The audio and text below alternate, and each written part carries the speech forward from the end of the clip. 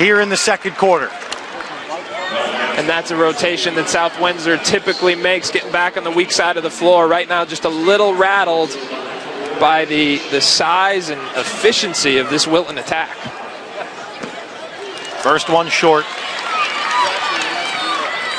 You know, Wilton scored 26 points in the first quarter, and I thought to myself, you know, they've got to be in that South Windsor huddle saying, gee, they can't do that again, on pace to score 100. But I'll tell you what, they're right there again in the second quarter.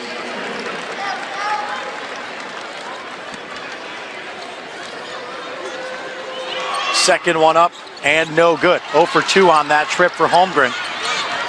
44-23 South Windsor basketball.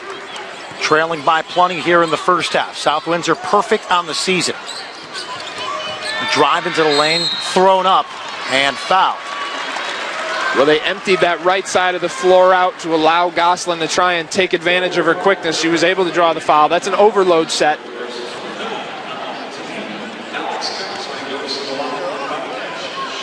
So Gosselin, who we talked about at the top of the broadcast, Adam, goes to the line and hits a free throw. We talked about her facilitating, but she's had plenty of opportunity in the lane here to try to score as well for the Bobcats, and not a whole lot of anything falling for South Windsor. At the same time, Wilton is still shooting lights out. Well, and Meyer, we talked about her facilitating, as you mentioned. Now, when you facilitate, somebody else has got to score. Erin Cunningham has 20 first-half points and 7 rebounds. Now, this is a senior forward that typically averages 16 and 8 on the year, so she's already exceeded her scoring average and about to match her rebounding average in just the first 16 minutes. All loose on the floor, going to be a held basketball. Possession arrow will go to the Warriors from Wilton with the lead. 27 flat to go here in the first half. Great hustle by both teams there, quick to get on the floor. Backcourt. Yep, you got to come into the backcourt to catch the ball. You're allowed to do that, but once you catch in the forecourt, you can't cross over. 7/10 of a second come off the clock, and now it's South Windsor basketball. Right back to the Warriors, thrown right back to the Bobcats. A little sloppy here in the final seconds of the first half. Little space rejected by Meyer, right to the hands of another Bobcat. That one doesn't go. Cunningham battling underneath. This time a foul is called. 6.8 to go on the ticker. And a 44-25 lead for Wilton, 1-1 coming for the Warriors. This has just been an incredibly impressive first half from Wilton in all aspects of the game. I'm shocked at their speed, and quite frankly, I think South Windsor is too. I'm sure they prepared for their size, but the way in which they're able to cover the court and even keep up with them on the defensive end has really been a surprise, I think. Cunningham continues to not miss. Now at the free throw line, puts it to a 20-point game. And she's got 21 of the 45 points for Wilton. Just an incredible first half.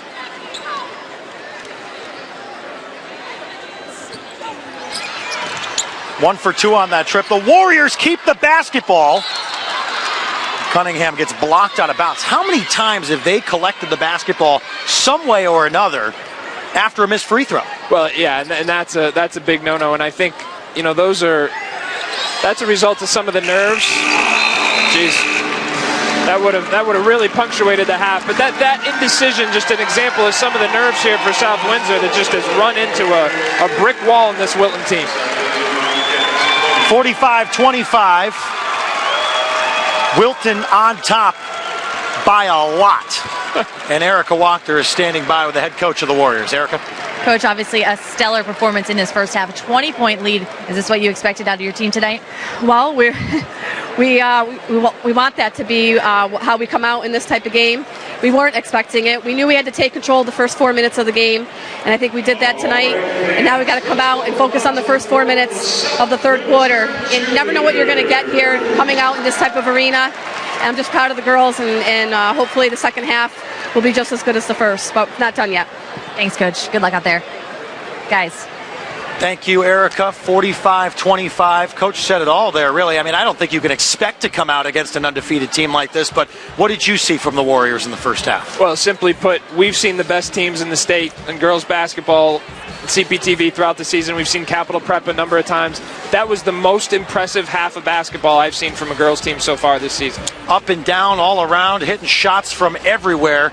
Wilton started out shooting the basketball over 50%. Can they keep that up in the second half? Do you think the Bobcats got some up the sleeve? I don't know if they can shoot it that well, but I don't know that they have to, having built themselves this large of a cushion in the first half. Bobcats, as you see, undefeated on the season, but they trail by 20. Can the Warriors keep it? Can the Bobcats come back? It's the Class LL Girls Basketball Championship. The second half coming up next. It's the CIAC on CPTV Sports.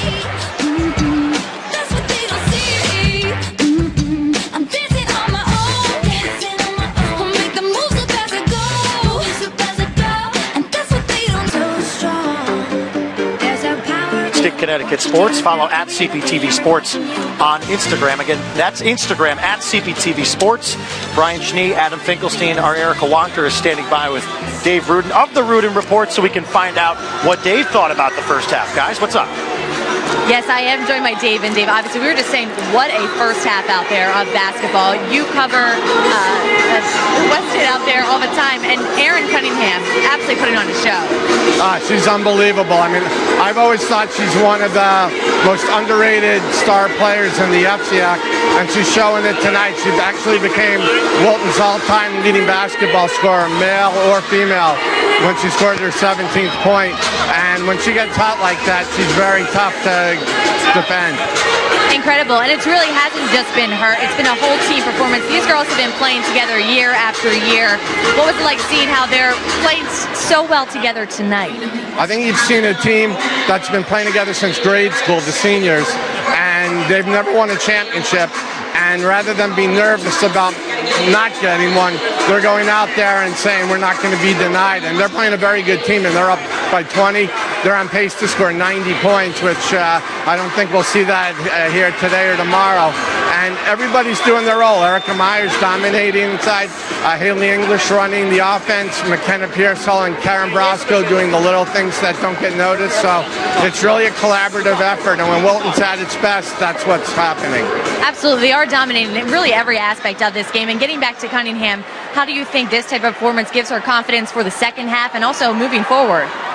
I don't know. I mean, it's almost too bad that they have halftime. I think they still want her shooting out there. Hopefully she doesn't cool off, but you know, she's playing out of position. She's going to be a 2 at Trinity College, and she's been playing a 3, and she's done a great job at it, and she still manages to find a way to get open, and her teammates find a way to get the ball to her. Now, we know we have another great half of basketball ahead of us, but we also have another great game coming up a little bit later. West Hill and Fairfield Prep taking on a little bit later. What are your predictions coming into that game? What do you expect to see from West Hill? I know you covered them all season long. It's been the Jeremiah Livingston show for West Hill all year. He's just been spectacular. One of the best seasons I think an FCIAC player's ever had, individual seasons, just how much he's carried the team. But a lot of it's their defense too. West Hill really, when it's playing at its best, is doing well defensively. And I suspect you're going to see a combination of defenses tonight.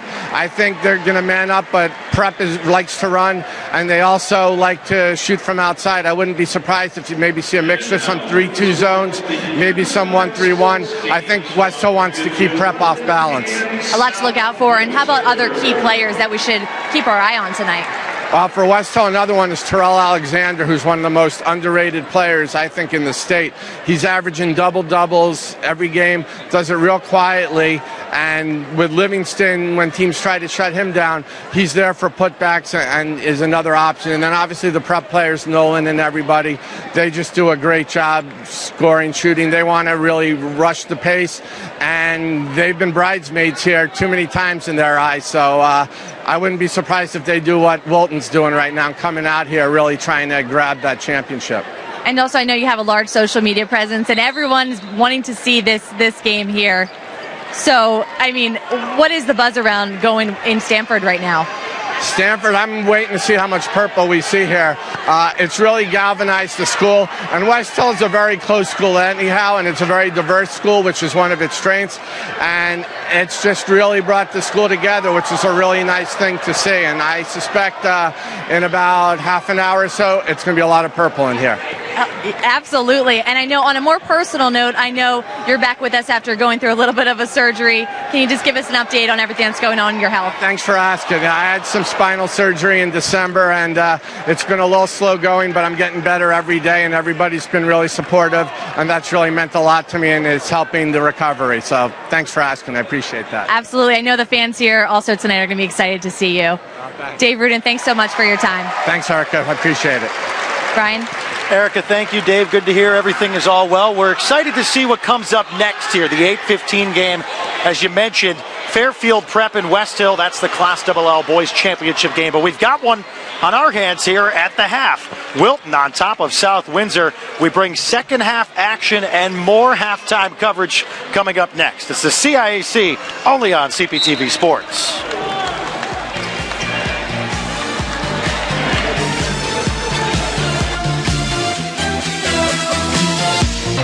Fans, be sure to like us on Facebook. Visit facebook.com/CPTV Sports and post a photo of your viewing experience.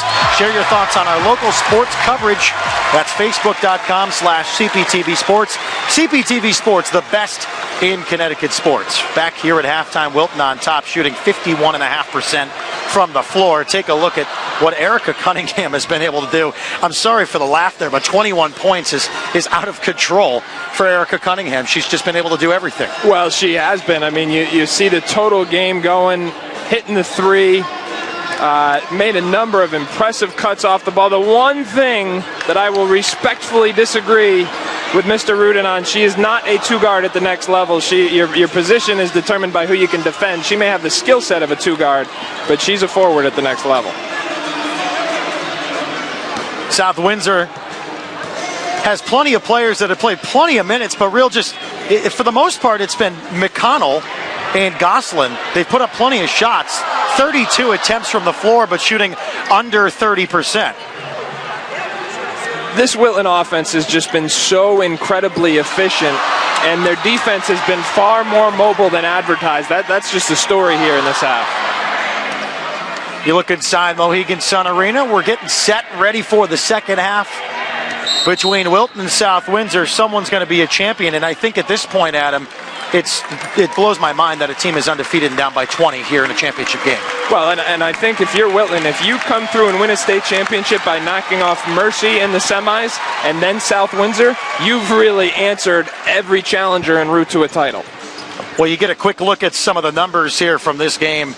And Wilton again shooting over 50%. We already saw that South Windsor not shooting the basketball well. 0 for 8 from behind the arc are the Bobcats. Well, that's really as big as that rebounding differential is. The three-point shooting to me is really the key, because South Windsor needed to make shots on the offensive end to keep Windsor's defense honest, and conversely, I'm not sure they were expecting Windsor to come out and shoot that many and that high a percentage from behind the arc.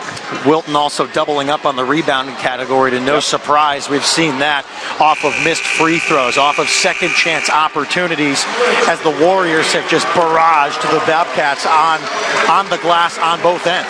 Well, and Wilton still has over a 50% offensive rebounding rate, which means they are pulling down more than half of their own misses on the offensive end. That's not going to get it done for South Windsor. Wilton up by 20. What'll the second half speak of? We got a whole nother half coming up where someone will be crowned a champion here. It's the Class LL girls basketball game on CPTV Sports. Teams back out, getting ready for the second half. Wilton up on top here by 20, the number 2 seed in the Class LL final game here of the year. It's been the run to the sun, but no more. We're already here. South Windsor undefeated on the season, trailing 45-25. Brian Schnee, Adam Finkelstein, our entire CPTV Sports crew. It's nice to be here with you in Mohegan Sun Arena. Erica Wachter is standing by with the head coach of the Bobcats, Don LeClaire. Guys? Well, Coach, you find yourselves down 20, but obviously your team is 24-0 for a reason. What was the message you gave them during halftime? One possession at a time. We need to get stops. Wilton came out, shot tremendous. I mean, you got to tip your cap to them. They came out, shot 62% from the field. They got a lot of confidence, but it's got to be about getting stops. Quality possessions. One defensive trip at a time. Get the stop and convert. That's all we're focused on, is one possession at a time. What was their mindset? They understand it. They know they've dug themselves a hole, and we got to claw ourselves out.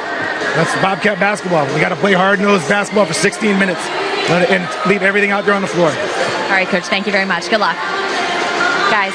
In 16 minutes, we'll know, Erica. We'll have to wait and see. As we wind down the clock here at halftime, we bring you the second half coming up in just seconds here. It's Wilton and South Windsor here in the Class XXL Girls Basketball Championship game. It's the CIAC, only on CPTV Sports. So we're set and ready to go. It's been a long day for you, Adam, here. You mentioned that the crowd, the energy right out of the starting gate in this game has been unlike anything else we've seen all day. I think the crowd speak numbers to how this game is dictated in the second half. Absolutely, and that's typical. Usually you get here and the crowd continues to grow throughout the course of the day. This is far and away the biggest crowd we've seen. We're now just starting to see some fans get into that upper deck area, and it's a fun atmosphere here. Both teams ready to get set here and back underway. The Bobcats, South Windsor again in the white unis with the gold numbering. Very different feel in those two huddles coming into halftime. I mean, South Windsor, there's obviously a lot of focus and intensity, but Willen, they look pretty loose right now. You could almost see them smiling. They were almost half dancing to the halftime music up here. I mean, it'll be interesting to see how that translates. Bobcats will start with the basketball here, going right to left on your screen. Again, nice to have you with us here. Third quarter action. Set and ready to go, and we are almost underway. It's going to be South Windsor with the basketball, down by 20. And we are ready to rock here with the second half. Goslin with the basketball, has McConnell to her left, goes right now to the wing. That's Murphy. Back out top, Lauren Biancardi in the starting lineup for the second half. And Jackson is down low. That one deflected. Kept with the Bobcats. There's Jackson. She gets rejected by Meyer.